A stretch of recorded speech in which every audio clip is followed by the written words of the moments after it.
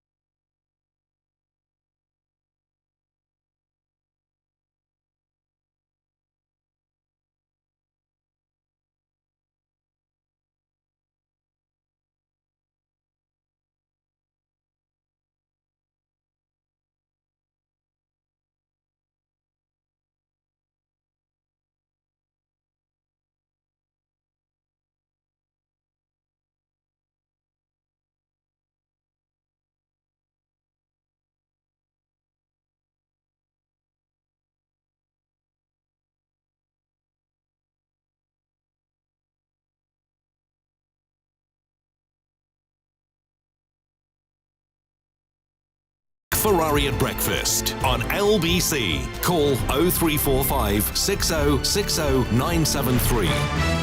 Couple of emails, 10 to 8 the time. Couple of emails then coming to you, Nick, for your call. Andrew Bunch says supporters of Johnson have to accept now he's going to take the Tory party down with him. John says we've had the vote, now's the time to move on. Jackie in Watford, what's the matter with this country? No one accepts a democratic vote anymore. Meanwhile, Alex in Chelmsford, I was amazed to hear my staunch Tory-supporting father tell me Boris is a lying rat who doesn't care about the rules. When your die-hard supporters abandon you, it must be near the end. Let's pick up on some of that conversation now with the Deputy Prime Minister and Justice Secretary Dominic Raab responding to last night's vote. You have a piece in today's Sun newspaper, Deputy Prime Minister, a veritable paean of praise to the PM. Why would it appear you cannot persuade so many of your own party, though? Good morning. Morning, Nick. Well, look, I think the Conservatives has always been a big tent. We've always had dissenting voices as long as I've been in politics. But the reality, and I should say, that is one of the formulas for success for the Conservative Party, is we bring together people from different backgrounds of different views. But at the same time, I'd just make the point, the PM won the vote yesterday by with 59% by 63 votes. That's actually a bigger share than he won the leadership by. And we've had that process now. And I think it's important to respect the result, as we would have, of course, been implored to do if it had been gone the other way. And now what the country, and I think your listeners, but the country at large will expect is us to focus on them, not the internal conversation. We had last night a national security bill go through second reading in the House of Commons, barely commented on by anyone, but that will help us deal with hostile states. Given the situation in Ukraine with Russia, critically important. We've got the Levelling Up bill coming forward for second reading tomorrow. We've got a tax cut on national insurance in July, the £400 energy bill cash grant in October. I think we should come together for the country, focusing on the bread and butter issues that will make their lives better. But how easy is that, given that I hear the numbers you say, 41%, but if you take out those that are supposedly on the payroll, it's a far higher percentage. If the Prime Minister and all his colleagues are beset with the biggest act of self-harm since Vincent van Gogh chopped his ear off, how on earth are you all meant to get on with the job? Well, look, as I said... Well, it was the biggest act of self-harm since Vincent, isn't it? It's quite extraordinary. I'm chewing over that particular aesthetic and historic comparison and trying to work out quite what it means.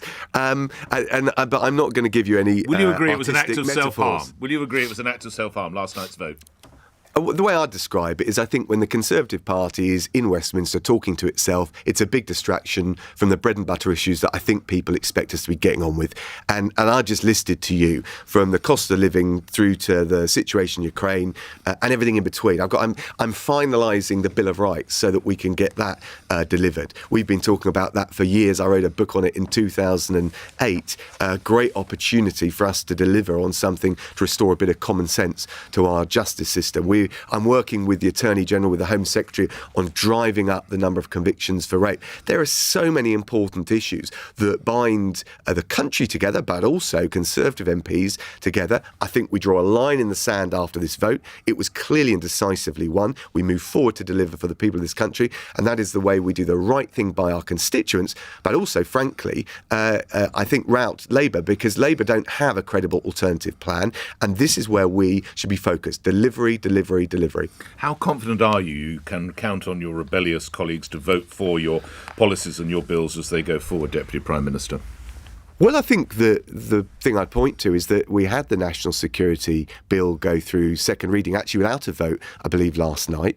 And I think there's a huge amount when you look at our policy agenda that binds us all together. It's the way it is in the Conservative Party. And I think the best forward momentum will be to be focused on that because, of course, it's all the great stuff that the people of this country, from the towns to the shires and the suburbs and everywhere in between, want us focused on, and actually delivering for people is the best glue in the Conservative Party and the right thing for the country.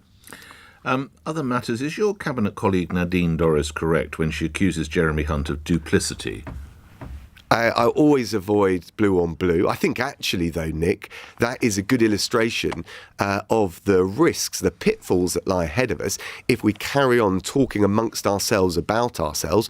I know Nadine very well, a huge amount of time for her. I also know Jeremy very well, and I've got a lot of time and respect for him. I like him personally. I think we need all of the efforts of all of our MPs coming together to deliver on that positive agenda that I spoke about. And I think anything else is a distraction from the business of serving the country and will do us more political damage, not less. I'm sure you know and respect Penny Mordaunt as well. She said she didn't choose Johnson as PM.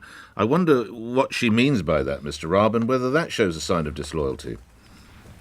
Well, she's pointing out that she's supported him even though she didn't, and I think that's, the right thing to do.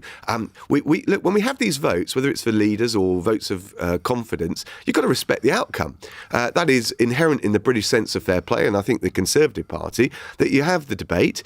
I didn't want to see a vote of confidence yesterday, but it was held. I respect the fact that there are dissenting voices. I do think it's important to listen to them.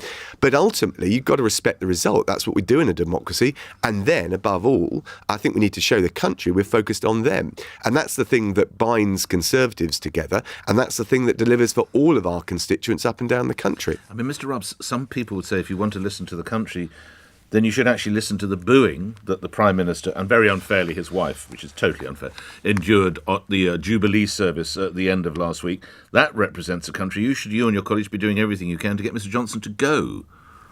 Well, look, Nick, as you know, no frontline politician can go anywhere nationally or with the TV cameras without the risk of someone heckling. There were also cheers for the Prime Minister. If you can't take that rough and tumble, then frankly, you can't be in politics. The idea that any frontline politician will be immunised from that, I think is wrong. The age of deference has long since gone in this country. But there were cheers. And what really matters, and amidst all of this froth, I noticed in one of the polls over the last 24 hours, actually, the Conservatives went up a point. What really matters is where are we in 2 years' time when we have a general election, how much we've delivered on the issues that will affect people when they choose a government.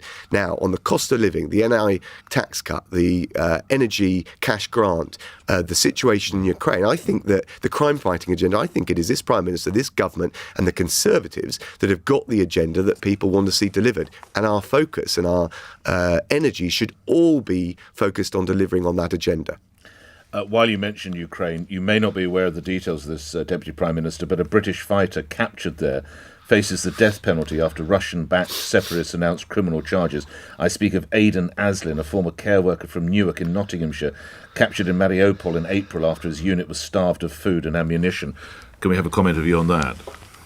Well, look, first of all, more generally in relation to the situation in Ukraine, there's no country that has been a more stalwart supporter of the Ukrainian president. The people of Ukraine will continue to do that. In relation to that case, I don't know all of the details, but of course we will expect the laws of war, the law of armed conflict to be respected, and we will make sure that we make all of the representations, and I know the Foreign Office will be looking at making sure all of those representations are made.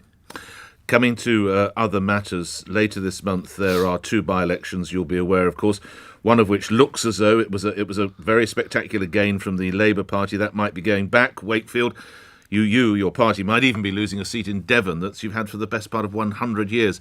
If they both go against you, how much extra pressure does that heap on the Prime Minister?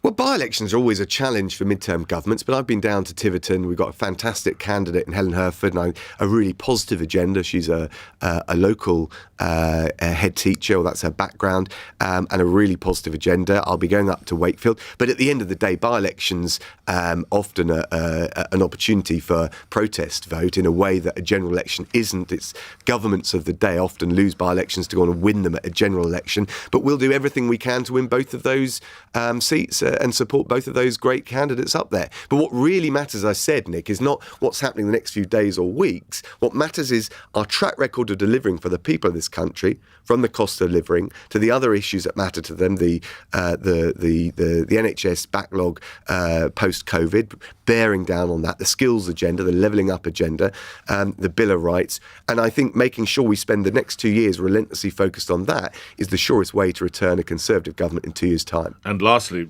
respectfully, you need that, because if the polling is going the way it is at the moment, you're in trouble in Esher and Walton, Deputy Prime Minister. Well, look, the reality is we'll have a close fight in Esher and Walton, but I'm confident we've got the agenda. I'm confident we've got the team to deliver. But you're right. We need to spend the next 2 years in my patch, but elsewhere, showing that we're focused on the people of this country and certainly not engaged in more of the distractions of internal Westminster navel-gazing.